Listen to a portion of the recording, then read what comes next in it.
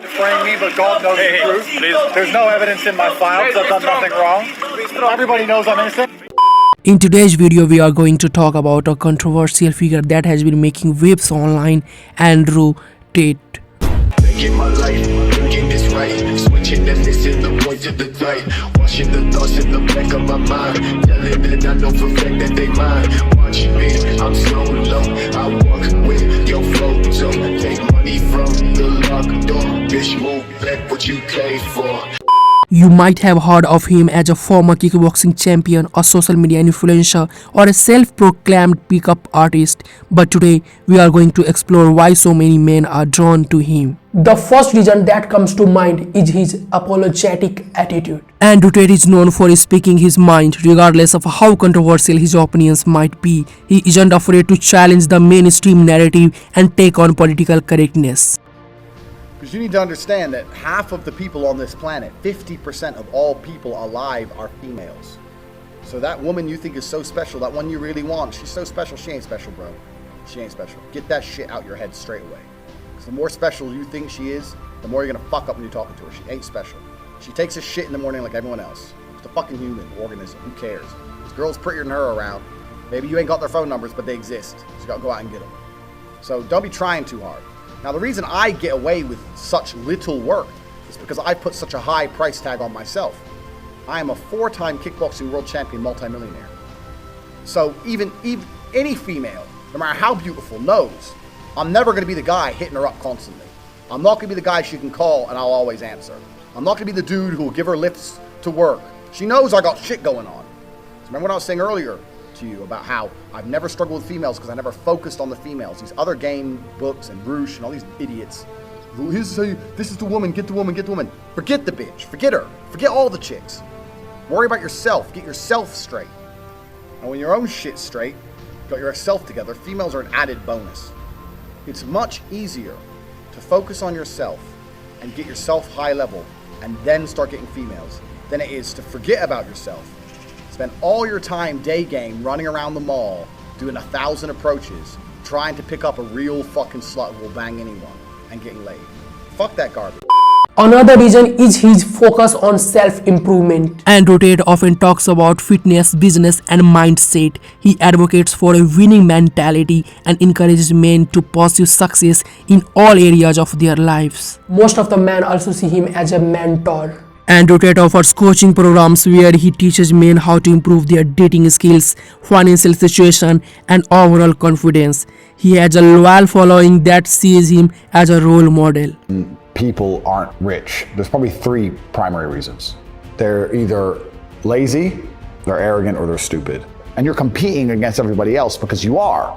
You're competing against everybody else all the time, and you want to also, on top of that, be low energy and lethargic and lazy. Well, then you just don't stand a chance. There are people out here who are prepared to work their ass off. Yeah. If you're not going to be that guy, then you're going to lose.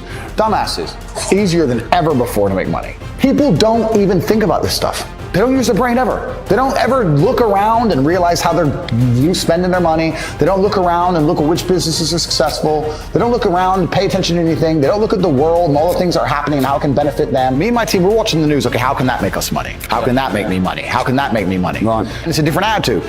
And finally, there is the entertainment factor. I'm proud of myself, and I deserve to be. Yeah. Most people don't deserve to be proud of themselves. Yeah. And that's the truth. A lot of people say, oh, you know, I have confidence issues. And I say, if I was you, I would have confidence issues. Of course. I completely understand why you have confidence issues. You're a dork. But we have to be realistic here. We have to be absolutely and utterly realistic because the world is brutal and it's harsh. If you're not proud of yourself, you probably don't deserve to be proud of yourself, so you're not going to feel happy. And you just talked about confidence. Confidence comes from competence. The reason I'm confident is because I'm good at everything. Right. I'm good at everything I do. The things I'm not good at, I'm not confident in, of course. And I know what they are. I don't do them very often. I've now created my reality to the point where I don't do anything I'm not good at. You just hire. I either hire or I just don't want to do it. Like I don't play darts. Yeah. I'm not good at darts, right?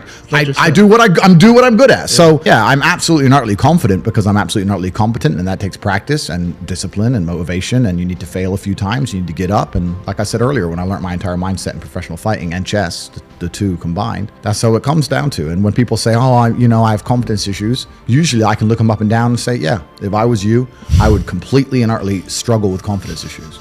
because the world is competitive, and there's men like me on the planet and friends like mine on the planet, and you're competing against us for money, for girls, for status, for resource, and you're going to be destroyed and decimated the entire time. So of course you have confidence issues when you can be annihilated in real time by the competitor. Why wouldn't you have confidence issues? You'd be psychopathic not to. So maybe that unconfidence is a good motivation for them to actually. Well, it's supposed to be. This is the thing that I don't truly understand.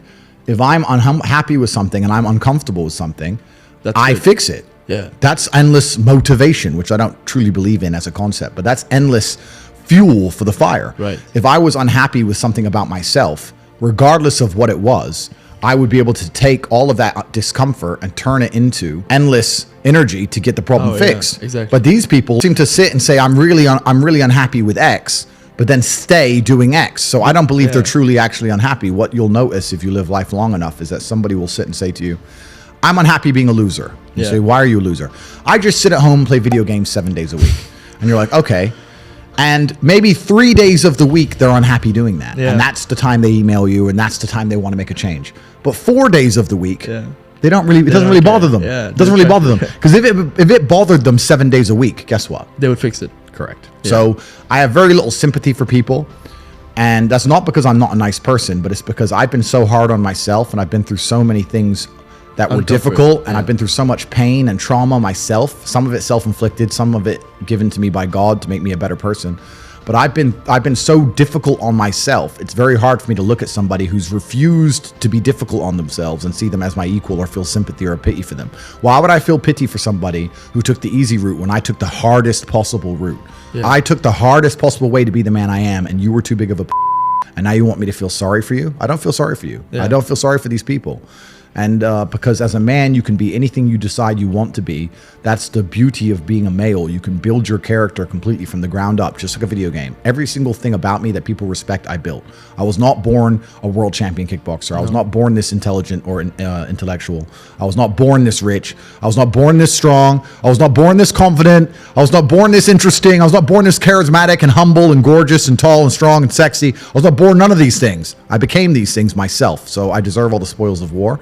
And anybody who decides they don't want to work hard enough to become those things, then they deserve to sit and accept they're my inferior. That's their problem. Andrew Tate's videos are often entertaining and engaging. He has a unique personality and a style that resonates with many young men. As the Matrix attacks me and tries to decimate my online image, you can see through the veil of deception and realize that I'm actually the savior of Earth. All of their hatred out of their hearts evaporates and ends up inside of my machine. And I ingest it into my lungs to become more powerful than ever. So there you have it, some of the reasons why men love Andrew Tate. Whether you agree with his views or not, there is no denying that he has a significant following. As always, thanks for watching, and I will see you in the next video.